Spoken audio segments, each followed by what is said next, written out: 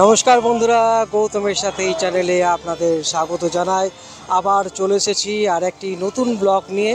আপনারা সবাই জানেন আজকে সেই শুভ দিন এবং আজকে হনুমান জয়ন্তী সারা দেশ জুড়ে পালিত হচ্ছে এবং বাদ নেই আমাদের রানীগঞ্জের যেসব হনুমান মন্দির, বজরংবলী মন্দির রয়েছে, চলুন আমরা সেই মন্দিরগুলো আজকে দেখব এবং পুজো অর্চনা চলছে এই মুহূর্তে। চলুন আমরা এই বড়বাজার এবং মারোয়াড়িপট্টি মধ্যে যে সংযোগকারী রাস্তা রয়েছে, গলি, সেই গলির মধ্যে কিন্তু যে হনুমান মন্দির রয়েছে বহু বছর ধরে, আমরা এখন সেই মন্দিরে যাব এবং হনুমান জয়ন্তী আজকে হনুমানজির যে জন্মদিন পালিত হচ্ছে, চলুন আমরা এখন সেই মুহূর্তে এই মন্দিরে পূজা অর্চনা চলছে। দেখতে পাচ্ছেন সকাল সকাল কিন্তু লাইন পড়ে গেছে পুজো দেওয়ার জন্য। আজ হনুমান জয়ন্তী, আজ সারা দেশ জুড়ে পালিত হচ্ছে হনুমানজির জন্মোৎসব। হনুমানজিকে সংকট মোচন বলা হয় কারণ বজরংবলী তার ভক্তদের প্রতিটি সমস্যা দূর করেন। আজ ভগবান হনুমানের পূজার বিশেষ গুরুত্ব রয়েছে।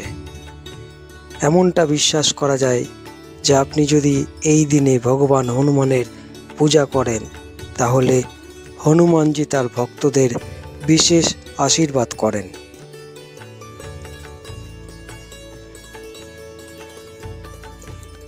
হনুমান জয়ন্তী হলো একটি হিন্দু উৎসব যা হিন্দু দেবতার জন্ম উদযাপন করে এবং রামায়ণের অন্যতম প্রধান চরিত্র হনুমান জয়ন্তী উদযাপন ভারতের প্রতিটি রাজ্যে সময় এবং ঐতিহ্যে অনুসারে পরিবর্তিত হয়। দেখুন বন্ধুরা, খুব সুন্দরভাবে ফুল দিয়ে সাজানো হয়েছে মন্দির। এই মুহূর্তে আপনাদের দেখানোর চেষ্টা করছি যে প্রসাদ এখানে কিন্তু রাখা হয়েছে এবং এই পুজো দেওয়া হয়েছে, দেখতেই পাচ্ছেন।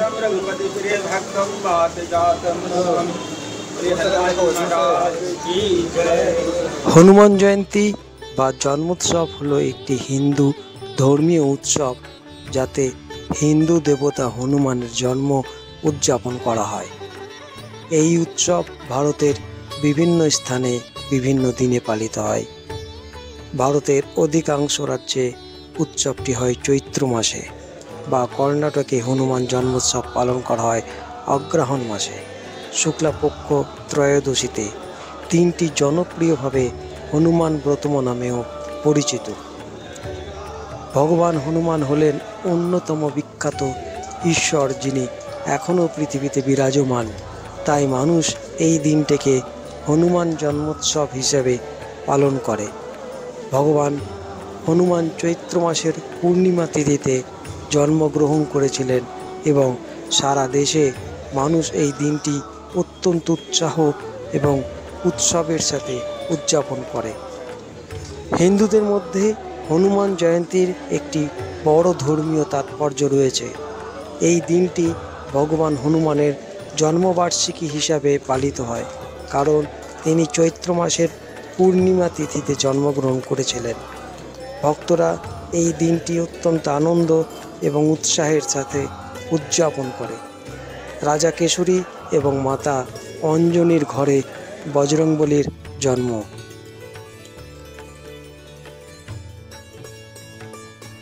তিনি অষ্ট চিরঞ্জীবীদের একজন এবং ভগবান শিবের রুদ্র অবতার হিসেবেও পরিচিত।